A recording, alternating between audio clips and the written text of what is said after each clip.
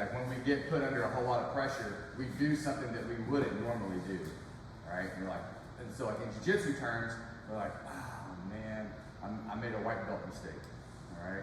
Or I made a day one mistake or something like that. So if it is somebody's day one, they're most likely just gonna do this anytime. Whereas the longer we've been training, it may take a little bit of us to get frustrated and tired and things like that before we make a mistake like this.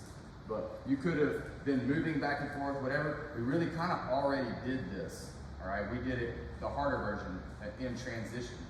But, you know, if I'm, you know, knee on belly and he grabs the near side, okay, so he grabs my lapel, there's really only one reason for him to grab that, and that's for him to try to drive me off of him somewhere, okay? So a lot of times when they grab here, they're trying to take me across the body, all right? And I'm just gonna put my foot behind his shoulder like that, okay?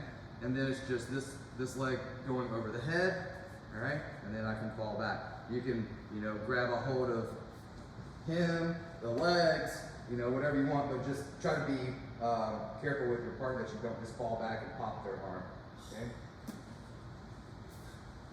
If I don't put my foot there, the fit's not gonna be as tight, okay, and it's just gonna be a sloppy, kind of aggressive armbar.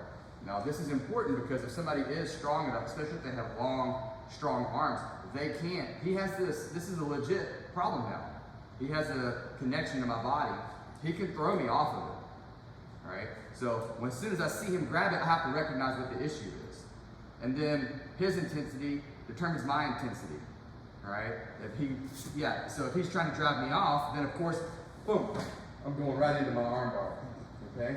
And that's why we say straight arm's a broken arm, right? Whereas when we see someone grab us and they push, and they push, and they push, and we're just letting them, and letting them, and letting them, we're letting them take advantage of our kindness. And we might be doing that because we're afraid that we may hurt them, all right?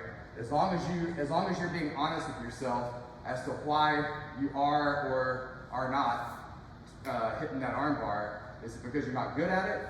Then we have to admit that. Is it because we're not good at it and we're afraid we're gonna hurt them?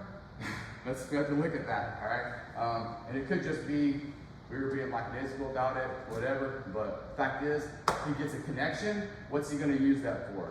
Pulling me down is helping me. Pushing me away is a problem, all right? And straight arm's a broken arm in this scenario.